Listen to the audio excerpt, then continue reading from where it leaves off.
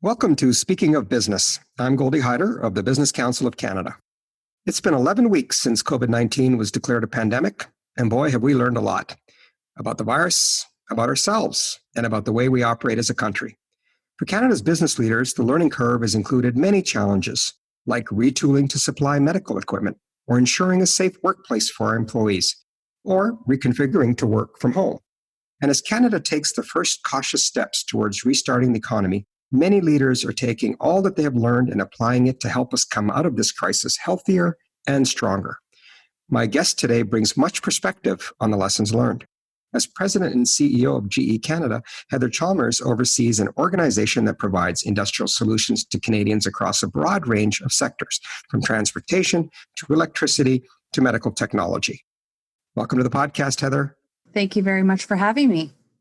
Well, look, it's great to have you on. You know, as I said in the introduction, there's a lot of things that GE touches. So why don't we just jump right into it and you can talk to us about what effect the pandemic is having on your business. Sure. You mentioned it earlier. GE in Canada is in a lot of different businesses in aviation, in renewables, power, and healthcare. And each one of them has been affected a little bit differently. Certainly, the healthcare business has been running full stop in terms of manufacturing equipment like ventilators. We hear a lot about ventilators for Canadians and for the globe. In our renewables and power business, they continue to operate, albeit with some delay. I don't want to say business as usual, but it's more normal than not. And then finally, our aviation business has been the hardest hit. Unfortunately, we are looking at or anticipating at least a 2-year turnaround in that particular market. The good, the bad, and the ugly to some extent, it sounds like. Yes. Well, let's talk about the positive then, because I know the healthcare division is a very big part of, your opportunity to help get us through this challenge that we face. How is that part of your operation, kind of adjusted and responded to COVID-19? Great question. And I have to tell you, I have been so incredibly impressed with the team and our customers, frankly. It would have been easy to become overwhelmed with everything that was happening, but instead they looked for ways to innovate and accelerate the change management process that goes around innovation. And I'll give you one example. When we started off 2020, like most companies, we look at what are our strategic priorities. And a big one was adopting more virtual tools to connect with clients and patients in a much more advantageous way. And COVID-19 has accelerated that. In our headquarters office, which is located in Mississauga, we in fact took a number of our meeting rooms and we have converted them into virtual studios. So now we have our applications or our technicians working directly with clinicians across the country and training them on equipment virtually. And this honestly would have taken years to have done without the accelerator of COVID. And so that's just one example of how the team is innovating, I think, in a really positive way. Yeah, that's a great example. I mean, a lot of the themes I'm hearing now from businesses is how do we build back better? And clearly the acceleration has been a very big part of that. What are you hearing from your customers? In terms of what our customers are telling us, and more importantly, how we are responding, I will give an example from our healthcare business. As you can imagine, with the hospitals so focused on dealing with COVID patients and that expected ballooning of need, many other elective and non-urgent procedures were stopped altogether. And so what you have right now in the Canadian healthcare system is an incredible backlog of patients that haven't, as a good example, had their annual breast screening. And it's really important that those women who are your mothers, your daughters, your sisters, your aunts, get that mammo done as expediently as possible so that if in the unfortunate case they are diagnosed, we can get them the care that they need as quickly as possible. So what we're doing is we are working with different providers across the country in looking at their workflow. How do they bring patients in to their facilities in a very safe environment that doesn't make them feel anxious. But how do we optimize that whole experience and the workflow so that we can get through that backlog of those patients, those women, in terms of their screening mammography? And so that's just one particular example, but think about that for all the other ologies that are out there. It's really, really important that we don't create another problem because all of these quote unquote non-urgent cases become urgent due to the delay in clinicians seeing them. So that's just one example of how we're working with customers in this COVID environment. You and I spoke a few weeks back, and you said something that really stuck with me. We were talking about the restart of the economy, and you said, you can't stop the world. Now, I'm wondering, what do you need as a leader to open back up fully in terms of returning to a more normal work environment? How is that planning going at GE? I'll split it up between our manufacturing environments and our administrative offices because they're two distinct settings. In the manufacturing operations, we just continue to innovate. And I have been so encouraged by what we've seen and how people have stepped up to be creatively disruptive.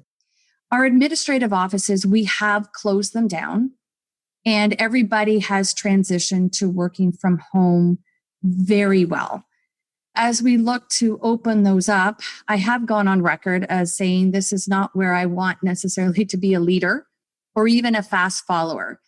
I would rather wait and see and learn from how others are doing it before we move into our office. And I'll give you another reason why. Early in the year, we transitioned into a new headquarters office.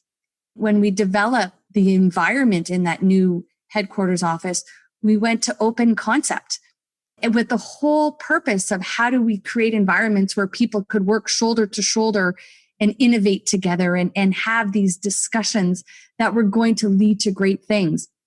Well, now think about that in the environment of COVID. The two necessarily don't work as well as originally planned. So those are the things that we're trying to think about. How do we bring people back so that they feel safe? Another interesting thing is we pulsed a number of employees to get a sense of where their heads are at. And the use of additional PPE, say face masks in the work environment, where intuitively you might think that you would feel safer, they actually feel unsafe. And does this imply that the environment isn't safe to be in? So there's a lot of moving pieces here, but my opinion is that we've got some time. We're operating quite well from our home offices, so I don't want to push this until we have to. Yep, that's be safe, not sorry. That's great. GE, of course, is a very large, well-known global brand, and in your capacity as CEO, you interact with a lot of your colleagues around the world. I'm wondering what you're hearing from them in terms of how the rest of the world is perhaps handling this challenge that's been impacted. What are you learning? We have the benefit of learning from our friends and our colleagues in China, as an example. And our Shanghai facility was one of the first major offices to get back to work. And we have around 4,000 employees in that office. We are taking lessons learned on how they staggered their back to work program and best practices and maybe things that they wouldn't do differently.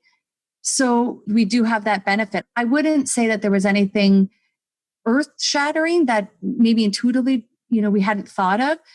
One unique thing, though, is when you bring people back and you put them in their cubicles and how you separate, when they move, say, to go have lunch.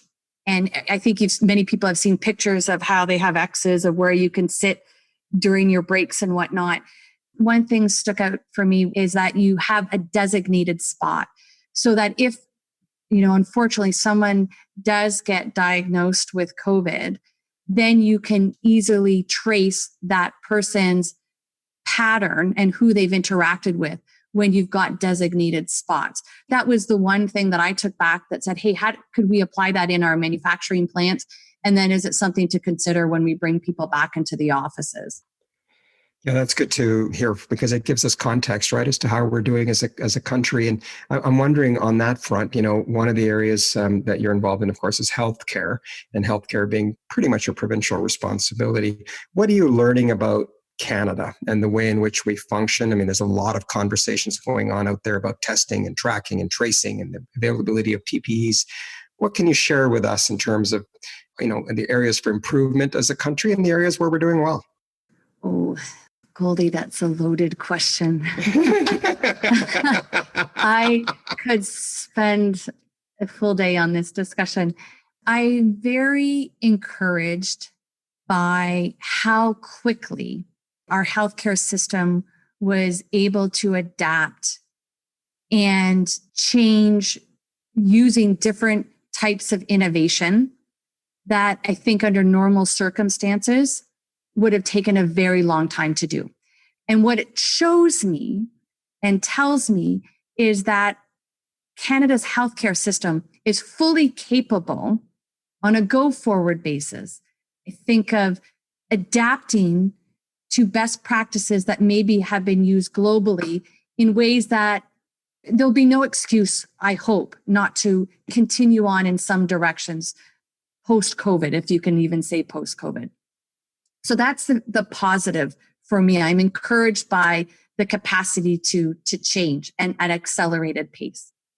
I think not surprising what COVID did was it exposed where we've got risks and vulnerabilities in our healthcare system, and not just on the delivery side, but on the supply chain side. As we move forward, Canada, and we want to be part of that conversation, and we've made it known, we'll have to look at what are those critical elements, not just for a pandemic, but I think in terms of just running the Canadian healthcare system, that we may want to have more level of local control over or a level of redundancy. So I'm encouraged by the accelerated capacity to adapt to change, but is exposed perhaps an opportunity to have more local control over those critical elements that our healthcare system needs in order to run. Well, thanks for sharing that. I think it's important for people to learn what's working and where we can improve. It's something that has to come out of this crisis. Now, speaking of good, I want to ask you about what GE has been doing from its philanthropic perspectives. What are you doing to help those that are less fortunate in the community sort of manage through this crisis? Great question. We've taken a number of different approaches. At a global level, for example, we've started something called this GE Global Employee Relief Fund. Anybody can donate to this global fund from anywhere across the world. And then similarly, employees can apply to the fund if they have a personal situation that they feel is eligible for some financial relief.